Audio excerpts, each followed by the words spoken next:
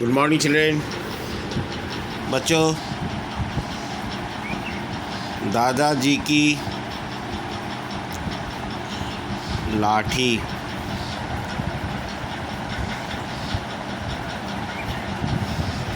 बच्चों, ये कहानी दादाजी की लाठी का मतलब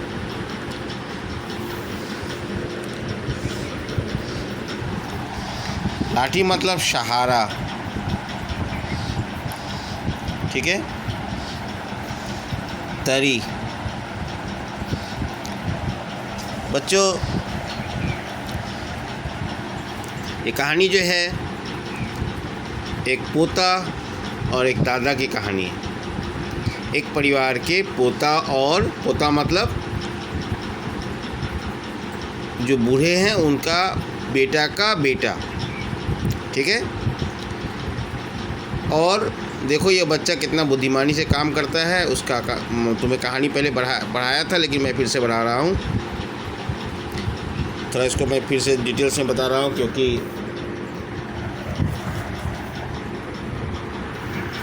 उस दिन आधा अधूरा छूट गया था। समीर के दादाजी को शुगर की बीमारी थी और उसकी वजह से उनकी रोशनी भी चली गई थी। उन्हें देखने में दिक्कत हो रहा था, धुंधला। रात को वो कई बार शौचालय, मैं उस दिन तुम्हें बताया था कि जो शुगर की बीमारी होती है उनको क्या क्या प्रॉब्लम होता है, ठीक है। वो शुगर की प्रॉब्लम जिसको होती है, मैंने उसके बारे में बताया था कि उनके आँख से कोई भी चीज़ धुंधला दिखता है, ठीक है। पेशाब बार बार लगता है, ठीक है। और शौचालय बार बार जाना पड़ता है।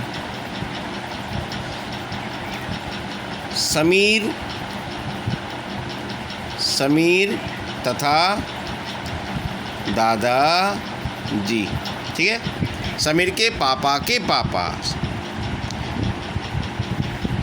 गैलरी की बत्ती जलती रहे ताकि दादाजी अंधेरे में किसी चीज़ से टकरा न जाए। घर में सबको इस बात का ध्यान रखना पड़ता था कि गैलरी की बत्ती मतलब शौचालय जाने का जो रास्ते में जो गैलरी थी, छोटा सा पैसेज जाने का रास्ता, उसे गैलरी कहते हैं वहाँ पर, ताकि दादाजी को रात बिरात में सोकर उठ के पेशाब करने जाने में दिक्कत ना हो। समीर जब भी दादाजी को देखता तो ताज्जुब में पड़ जाता। कसरती बदन के हट्टे कट्टे दादाजी कमज़ोर और दुबले हो गए थे। दादाजी कैसे हो गए थे? दादाजी पहले कैसे थे? कसरत करने वाले थे। कैसे थे? कसरत मतलब पहलवान तरह थे, हट्टे कट्टे। कैसे थे? हट्टे और कट्टे मतलब तंदुरुस्त थे। लेकिन शुगर बीमारी होने के बाद क्या हो गया? दादाजी क्या हो गए? कमज़ोर, दुबले पतले, ठीक है, बीमार रहने लगे, ठीक है बच्चों।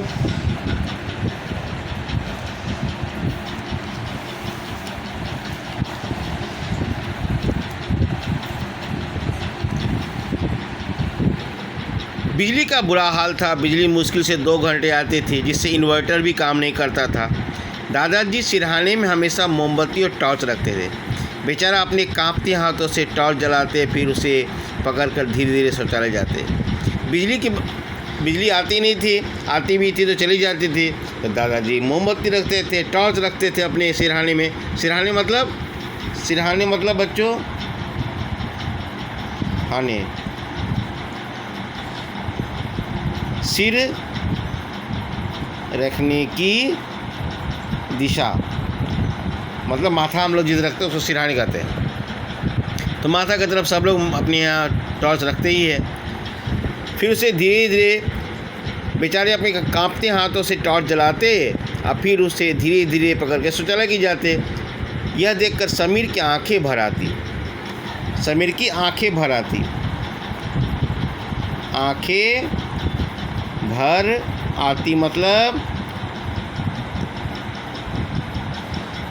रोने के कगार पे पहुंच जाता, मतलब लगता दुखी हो जाता था। समीर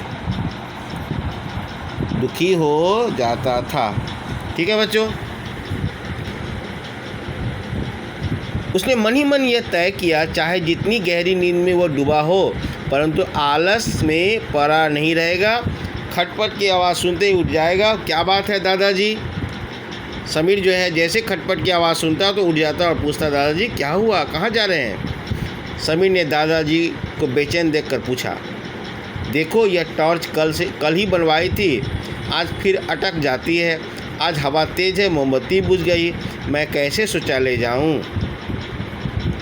दादाजी ने कहा कि टॉर्च तो कल ही बनाई थी, फिर भी वह जल नहीं रही है और मोमबत्ती जो इस तेज़ हवा में जल नहीं पा रही है। मैं जो हूँ दादाजी, आपको लेकर जाऊँगा, आप चिंता ना करें। वो हंसा, तेरी नींद खराब होगी, सुबह विद्यालय जाना होगा। दादाजी ने कहा कि तुम्हें तो स्कूल जाना है, तुम मेरे साथ यदि जागोगे तो कल स्कूल कैसे जाओगे? इसलिए तुम जाकर सो जाओ, मैं किसी तरह शौचालय चला जाऊंगा। लेकिन समीर जो था तुम लोगों के ही तरह दादाजी का बहुत बड़ा भक्त था। भक्त समझते हो ना, मतलब आदर सम्मान करने वाला वह बच्चा था। कौन था आदर सम्मान करने वाला? समीर। किसका आदर सम्मान करता था? अपने दादाजी का। क्या आपको भी तो ऑफिस जाना होता है, मगर आप मुझे गोद में उठाकर टहलाते थे जब मुझे बुखार हुआ था, याद है आपको? समीर ने क्या कहा कि दादाजी मैं जब और छोटा था और आप उस समय ऑफिस जाते थे तो मैं बीमार रहता था, तो आपने भी तो मेरे लिए कई रातें जाग कर गुजार दी। चलिए दादाजी, कहता समीर उन्हें चप्पल देकर हाथ पकड़कर आगे बढ़ा। उसको दुख हो रहा था, दादाजी कितने कमज़ोर हो गए हैं। बच्चों, बीमारी जब हमें पकड़ती है तो व्यक्ति हर तरफ से तन और मन और मानसिक रूप से कमज़ोर हो जाता है। जो टॉर्च का बटन ठीक से दबा नहीं पाते थे और सोचते थे टॉर्च ख़राब है। टॉर्च ख़राब नहीं था, बल्कि वह टॉर्च के बटन को दाब ही नहीं पा रहे थे, क्योंकि उनके हाथ कमज़ोर हो गए थे, उनका शरीर कमज़ोर हो गया था। और दादाजी ने क्या समझ लिया था कि टॉर्च ख़राब हो गया, बल्कि वह बहुत कमज़ोर हो गए थे, उससे टॉर्च का बटन भी नहीं दब रहा था, इतना बुरे हो गए थे। दूसरे दिन समीर जब विद्यालय से लौटा तो बस्ता रखने कमरे में गया तो देखा उसके मेज़ कुर्सी नहीं थे। दादाजी बिस्तर पर लेटे आंखें बंद किए धीरे धीरे करा रहे थे मतलब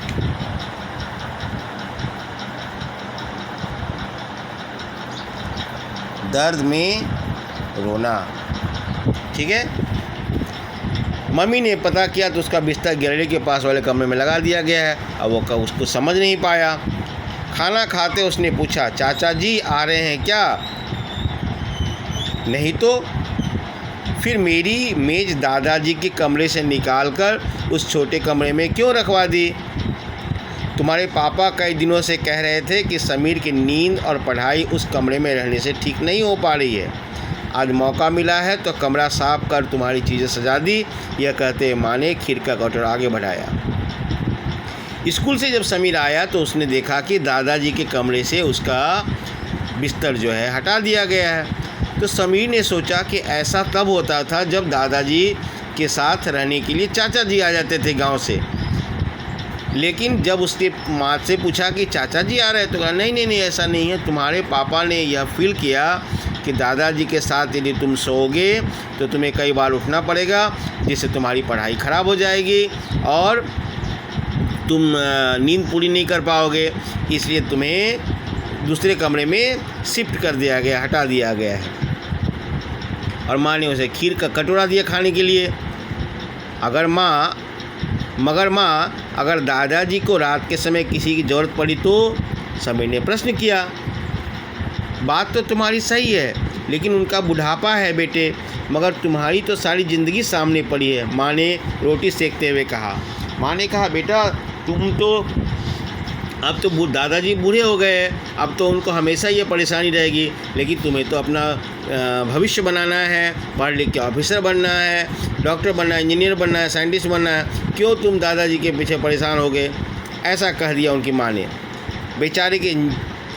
बेकार की चिंता मत करो, थोड़ी सी लापरवाही के चलते अगर नंबर कम आए तो साल भर की मेहनत पर पानी फिर जाएगा। क्या कहा माँ ने कि पानी फिरना ये मुहावरा है बच्चों,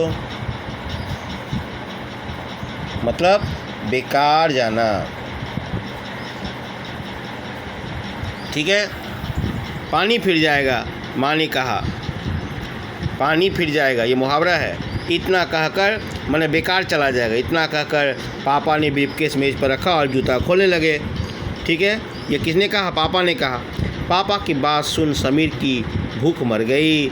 वह अब खाने के लिए तैयार नहीं था।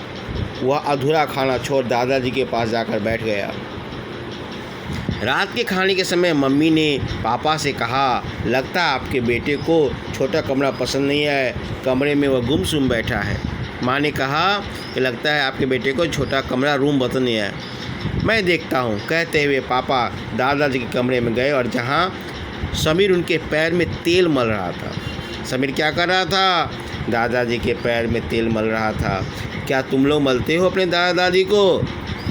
बच्चों, अपने दादा दादी को प्रतिदिन हमें क्या करना चाहिए? सेवा करना चाहिए। और कैसी सेवा?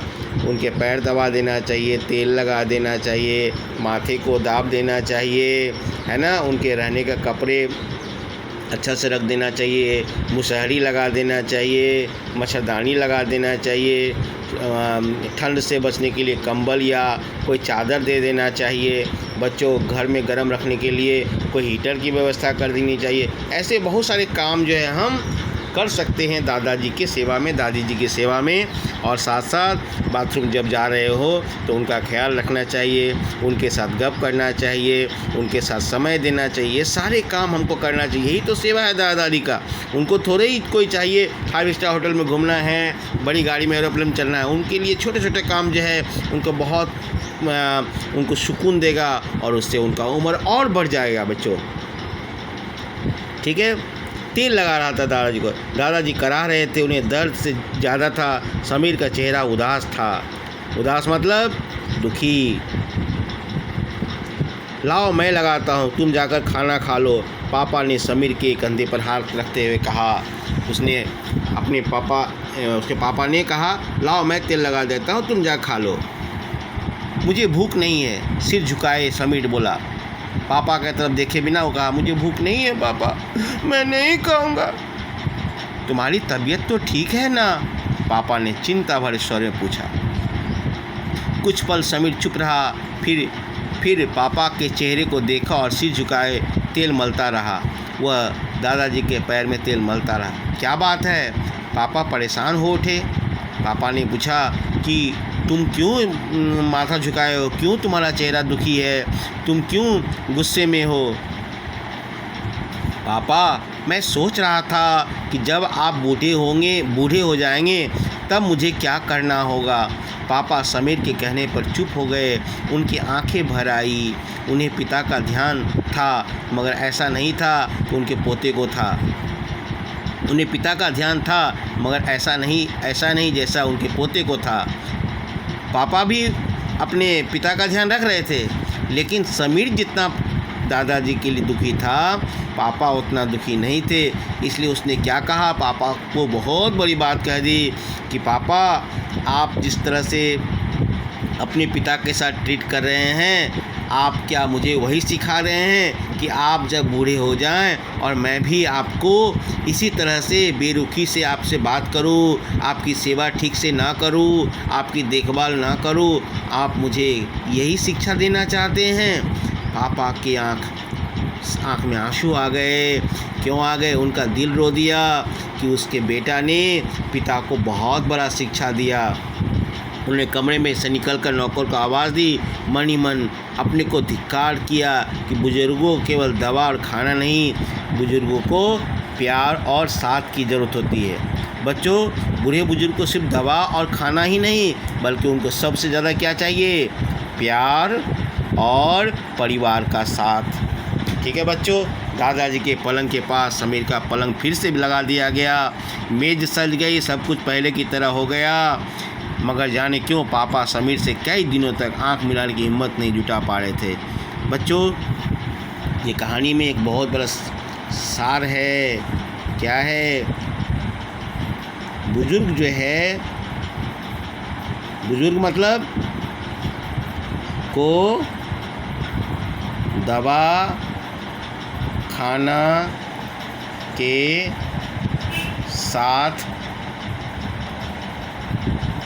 प्यार, आदर, सम्मान, सेवा तथा परिवार के लोगों का मीठी बोली व्यवहार साथ चाहिए होता है। ठीक है, thank you, have a nice day.